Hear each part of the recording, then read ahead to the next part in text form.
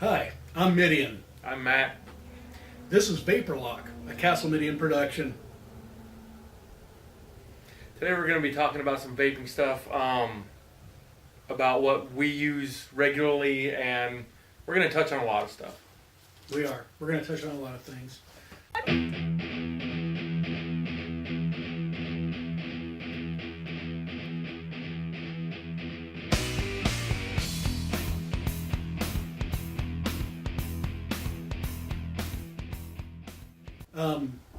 This video is also dedicated to Animal.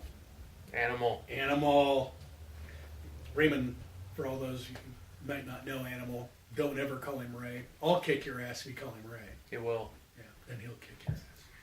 So, anyway, so Animal, I went ahead and looked through my vast stockpile of stuff that I have. And what I'm going to do is that I'm going to give you this iTaste that I have, and it's rechargeable.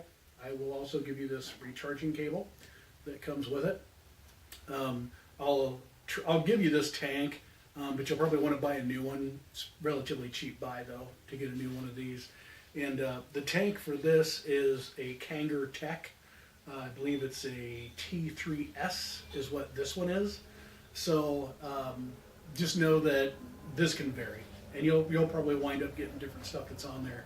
And I will try to set you up with a link down in the doobie-doo below so that you can check out Grimm Green. Grimm Green will have, I'm sure, a video for iTaste, this version of iTaste. If he doesn't, I will hook you up with another video where somebody will. Might even have a video on the tank too.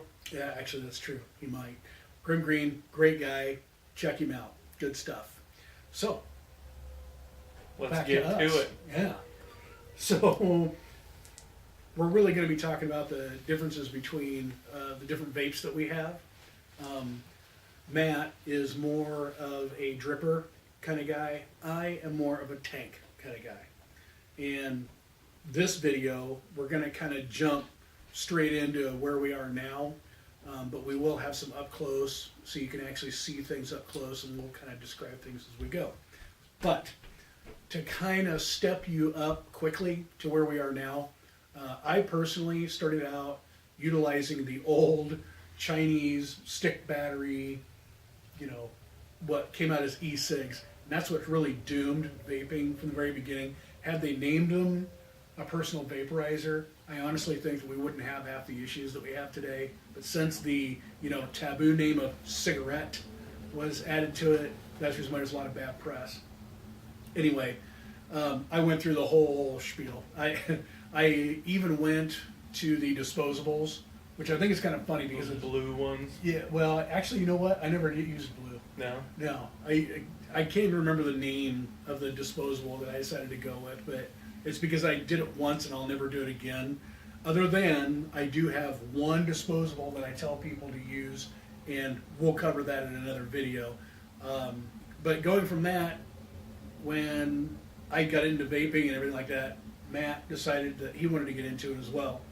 And when we first started out, we were doing at that time, it was those tanks with the braids. Yeah, the Vision. Yes. Top fed.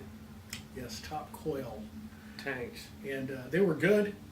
They worked well. They did the job. For what we were dealing with, but eventually we got into, that's when we got into the Vamo. Yeah, because he started with a Bombshell Stinger. Yes. And then he picked up a Vamo V2 and loaned me the Bombshell Stinger. Right. And then I picked up a Vamo 3. And again. Yeah, it was good. Yeah. I think it worked really well. Variable voltage, variable wattage. Yeah. It's math. Yeah. Why do we want to deal with math? Just go out and buy shit. Yeah, the just variable wattage regulated ones were a huge step up. Yeah, that definitely made things a lot easier. But as far as just jumping straight to where we are now, I basically went through the reason why he got the Bombshell Stinger is because I decided to go for the Hades. This is a clone. Everything I have is pretty much a clone except for this tank. Again, I'm a tank guy. This is an Aspire Atlantis. This is my main tank for at home. I even take it with me when I go on vacations and stuff. Very good. we'll go into Aspire and the awesomeness which Aspire is. When I get the cash, I'm going to be picking one of those up because These are awesome. yeah. But anyway, what evolved beyond that point is when I discovered that they finally cloned the these are the DNA30s. Yes. And as you can see, we're well, what you actually probably can't see, we're actually both using the Plume Veil atomizer that we have up here. It's just that, as you can see, mine's a little bit different than his. It's because we both have different tastes in the way we like to vape. I have the original cap Yeah. and a plastic mouthpiece. Yeah. We'll be going into the close-ups here after a little bit. Yeah. I just put a Fat Boy top on mine. But Fat Boy top's pretty cool too. it is pretty sweet. But what's nice, you know, you can dial up your wattage the way you want it. It automatically sets your voltage where it needs to be. It automatically detects the resistance in your atomizers that you build. Wonderful, and of course, whatever you want to put on it.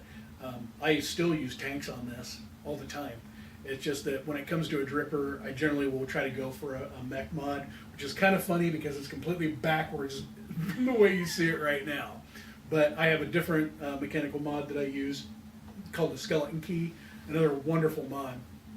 You know, I'll be talking about that one later. So, I'll go ahead and let you go first so you can show them what kind of vapor you get out of yours. Okay. And then I'll drip mine up.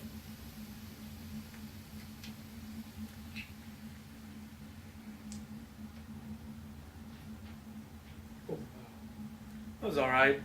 Kind of a long hit. I think I need to build some new coils. I think these are a little janky. yeah. Because usually I shouldn't have to take that long hit to get that much. So here I go with mine. And as you can see, I just did the dripping. That's one of the reasons why I don't do drippers that much, because when I'm out and about, I don't have the time to stop what I'm doing. Juggle around the top with the, you know, unscrew the lid off of my e-liquid and drip it on and then do what I need to do. When you have a tank, there's none of that. So, anyway.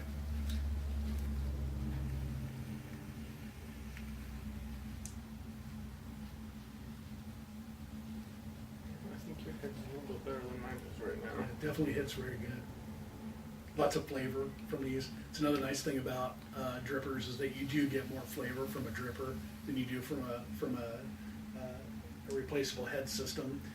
Although you'll find out that the Atlantis, you don't lose any flavor at all. No, and you get good airflow with it too, which Yep. is Airflow is a big one, you know, because you want to be able to get as much vapor as you can off of every drag. And when these came out, they were the Mac Daddy for airflow because you have 3 different places you can bring the air in from, which when they first came out, we thought, why? yeah, why would you even want to have that much airflow in it? Because it's even got holes down the bottom, and we'll do a close up here shortly. And it's even got holes through the top on his that you can even regulate on that. And it's silly how much air you get through that. Yeah. You know, you don't even use the bottom ones, do you? I don't use the bottom or the top ones. I just use the side hole. Yeah. I mean, if I was doing like a 0.2 build on a crazy mech mod, I might Yeah, I can see open that up too. some more airflow just because I'm going to be taking so much shorter hits. But And it's just one of those things. We're both tech heads. You know, I work with a lot of computers and everything, and I start to look at these, and it's amazing how far they've really gone. yeah, You know, and they work really well. They're very solid now. There used to be a lot of problems with mods that would come out from before, but now they've pretty much got it down. yeah. For the most part, anyway. So yeah, I guess we should go and maybe get some close-ups now. Yeah. Up Okay. closey. That'd be closey. This is Matt. This is my Plume Veil setup. It's pretty much a stock setup. There's 3 air holes along here. You have air holes on both sides there, and then, well, it's got the 3 on both sides too. And then it's actually got 2 on top, one there and one there. And you regulate those by twisting, and you see how that Delrin goes up and down there to change it. And these 2 are separate parts. I usually just leave them connected, and when I drip, I take off the whole thing, which it's easier that way. That, and I've got those O-rings ground down pretty good. right now I'm working with an 8 or 9 wrap, I think is what they call what I do. I call it 8 because I don't count the first wrap over, but we'll get into that. 28 gauge dual coil, and it usually comes out to about 0.6, 0.7. Yeah, it's sitting at a 0.6 right there. Yeah, that's what I use. I use the metal mouth or the plastic mouthpieces because I do have metal ones, but I don't know. They just these stay a little warmer, and they're not as, like, if you like hit your teeth on them, they're not as bad. So one more thing that I wanted to kind of let the viewers know is that when Matt's putting his top on, notice that he's actually aligning the major holes with the coils themselves when he's putting that top on. yep, see, those are the holes I use, and I put them right over the coil like that, so the air hits it directly when it comes through. Good. Okay, so this is the mod that I use. Obviously it's green. You can see that I have mine set up to 30 watts, and my build is at a 0.6 ohm. And notice that on mine, of course, I have this big honking mouthpiece that's on here. And what's kind of nice is that I don't have to pull my sleeve off. I can just go ahead and drip right down on the top there. You can see both my coils. And here you can actually see a lot better how the holes are lined up with those coils that are in there. It just kind of makes it nicer so that way the air is coming right on those coils. Pop this bad boy back on, and then I hit it. It's just like that. So I kind of have it's a much easier build this way, but as you can see, if I really wanted to line things up, I could. Hello, kitty. But anyway, that's just for you guys to check out. That's the differences that we have. So there you have it. That was the close-up plume veil on our DNA30s.